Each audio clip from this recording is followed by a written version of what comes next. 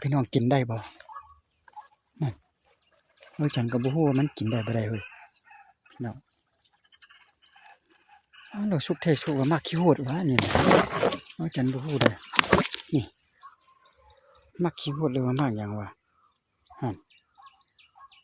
สุกเทสุกว่าพี่น้องเฮ้ยดำปี้ๆเลยเอาไปถามเขาเจ้าเบิ่งก่อนกินได้บ่นั่นพี่น้องพี่น้องทึกแท้เห็นแล้วเบาจันเห็นแล้วไปเบาจันเห็นแล้วพี่น้อยนี่ยังมาอยู่บักละลายนั่นเบาจันจะไปพูดก่อนเด้อ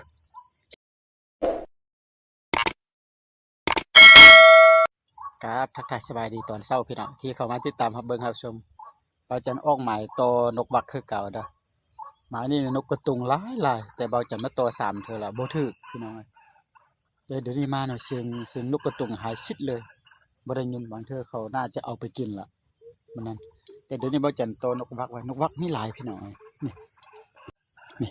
เบาจันมาอยู่นี่ก็ห้องตัวนึงเนี่ยห้องตัวนึง2ตัวนี่นี่อยู่นี่ก็มีนี่บนปลานี่นะบ่นั้นรักเสาไฟฟ้านี่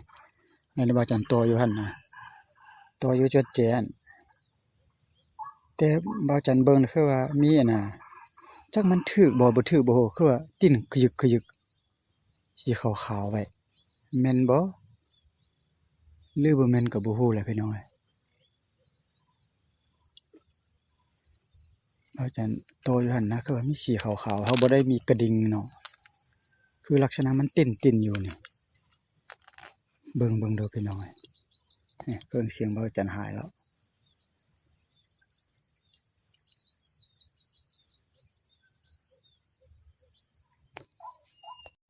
พี่น้องทึกแท้เห็นแล้วเบาจันเห็นแล้วไปเบาจันเห็นแล้วพี่น้อยนี่ยังมาอยู่บักละลายนั่นเบาจันจะไปพูดก่อนเด้อเห็นอยู่มันตีนขยองอยู่พี่น้องไปโอ้มันตัวนกวักพอเลยได้กินแล้วเห็นอยู่มันตีนอยู่พี่น้องนี่จะไปทางพี่ได้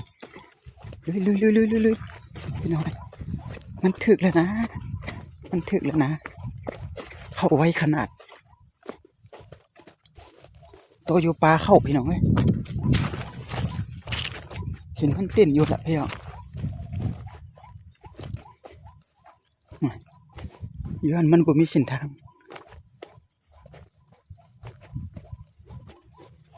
ไปปุ๊บก่อนคือว่าแมนบ่พูดคือว่าแมนบ่มีกระดิ่งเลยปักหนาบ่วงเอาได้พี่น้องเลย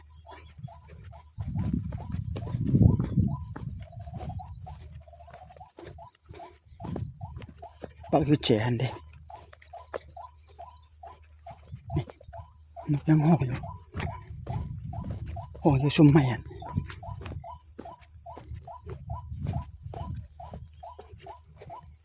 แมนบ่คือว่าเห็นมันเต้นอยู่นะแต่นกตัวมันบ่ล่มพี่น้องเลยโอ้ถึกเท่นี่โอ้เรียบร้อยพี่น้องนกโตบ่ได้ตีซ้ำพี่น้องเลยมาถึกก่อนนี่เรียบร้อยว่าแล้วเห็นมันตีอยู่เห็นบ่นี่มันโอ้มันตีแท้พี่น้องตีลุ่มเลยพี่น้องตีลุ่มเลยมันแล้วมันแล้ว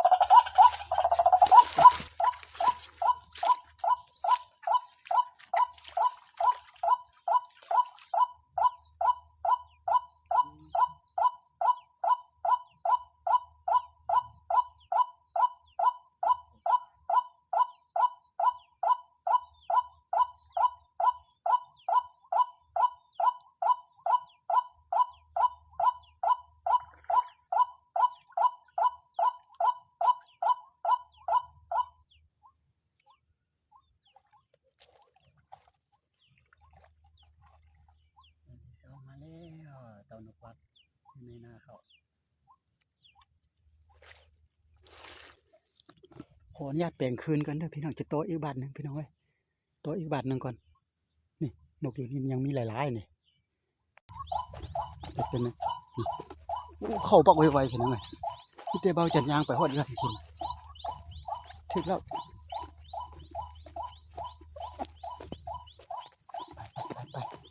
พอฉันโตอยู่นี่ก็ไปตัวเท่านั้นอีกก่อนนี่อยู่ใกล้ๆนี่ไปยังนี่เพียงไหมหมานอยู่นกนกกระตุ้งบ่ได้ยินเลยพี่น้องที่มันเขากินแล้วบ่ได้ยินเสียงเลยพี่น้องมิดจิลีบ่แม่นบ่กันมาแถวนี้นกกระตุ้งเนี่ยโอ้ไล่เสียงกันปุ๊บปั๊บนะ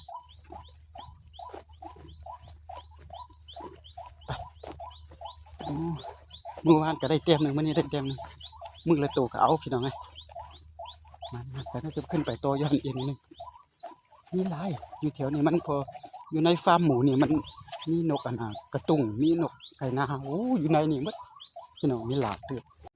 อยู่นี่ก็ยังมีนี่แต่จะโตบนสินทางนี่มันมีรถหลายจากได้บางทีจะโตอยู่นี่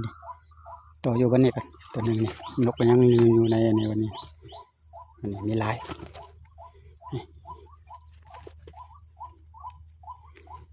มาหนึ่งแต้มหนึ่งแต้มแล้วเป่ามันได้นี่พี่น้องนกพักมาแล้วพี่น้องนกพักมาบักไวๆ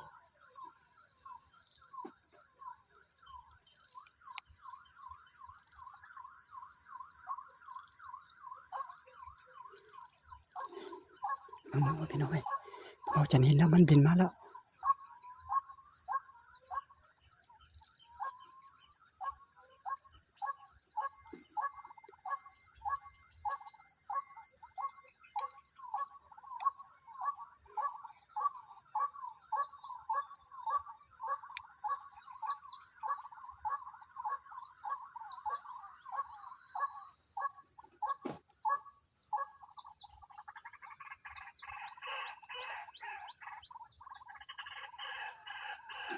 พี่น้องลุ้น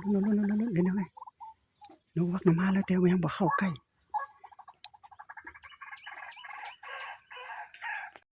เบาจันเมื่อกี้นะพอดีตั้งกล้องแล้วก็พอดี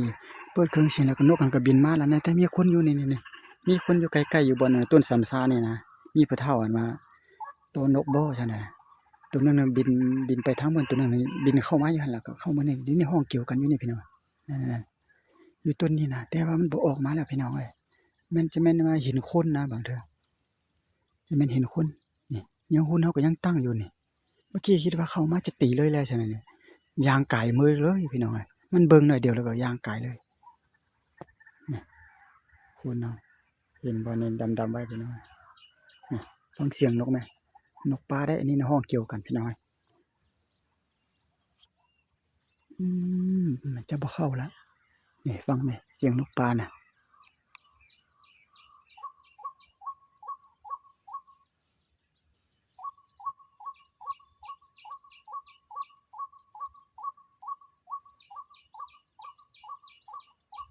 มันบ่ออกเลยมันบ่ออกมาตีเลย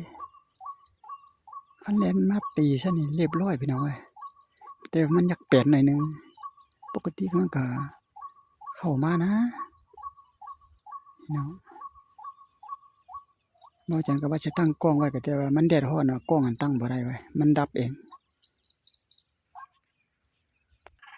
จังใดวะสถานที่นกแถวนี้ปักหลายพี่นกวักนะหลายแท้หลายวะตามห้องนี่มันมีคลองน้ำเนี่ยแต่คลองน้ำเนี่ยแล้วก็อยู่ในฟาร์มหมูนี่แบบนี้มากอย่างไรพี่น้องกินได้บ่นั่นฉันก็บ่ฮู้ว่ามันกินได้บ่ได้เฮ้ยพี่น้อง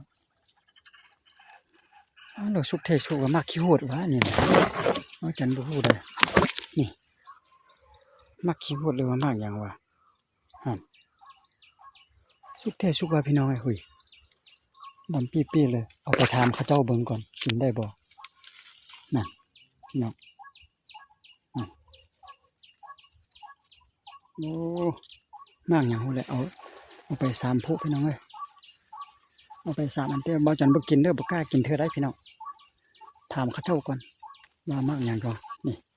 โอ้ยมดซุ่มบักละลายมดซุ่มกับเปลือกเลยน้องเก็บหูเนาแหละพี่น้องบ่มาดอกมีแต่ห้องตอบกันอยู่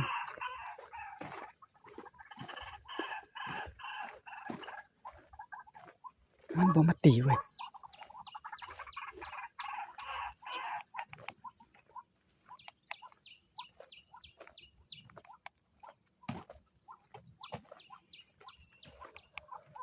นี่มันอยู่บนนี่นี่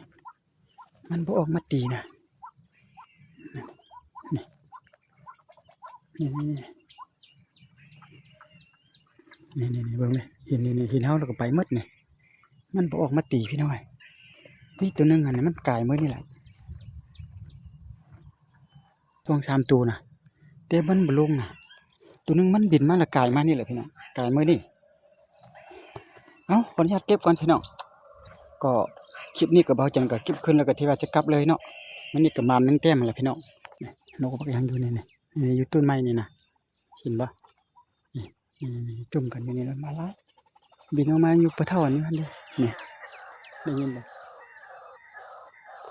คันมีปืนเรียบร้อยได้พี่น้องมันก็จะกลับเฮือนแล้วพี่น้องเอ้ยมาแต่ตอน7 โมงยังนั่นแหละนี่ได้แต่ตัวเดียวเนาะอยู่นี่ก็มาหลายอยู่เตี้ยโต2 หมายซื่อๆเบาจังค่าวิ่งได้เฝ้าไปเฮือนพี่น้องเอ้ยเอาคลิปนี้ก็ขอฟังเป็นกำลังใจได้เด้อนกบักมีหลายพี่น้องเอ้ยบัดหน้าจังจะมาต่อใหม่คลิปนี้ก็ขออำลาพาจากก่อนเนาะอันนี้หุ่นเนาะหุ่นเฮาที่ว่าได้ละคืออันนี้ก็มันแล้วพี่น้องมันอยู่เมื่อวานได้ตัวนึงมื้อนี้ได้ตัวนึงก็แสดงความเข้าใจเขามาติดตามรับชมเบิ่งแล้วฟังอะไรพักเสียได้ช่วงนี้ก็เอาคลิปมาลงต่อนกกันก่อนพี่น้องมันแล้วบ่มันได้ยังมีนกอีลุ่มหันบ่ยังบ่มันจักตัวพี่น้องเอ้ยยังบ่ได้จักตัวอยู่หั่นหน้าเขาจะกินแล้วบ่มีเสียงฮ้องอึบเลยพี่น้องเอ้ยเอาบ๊ายบายพอกันคลิปต่อไปเด้อสวัสดีครับพี่น้อง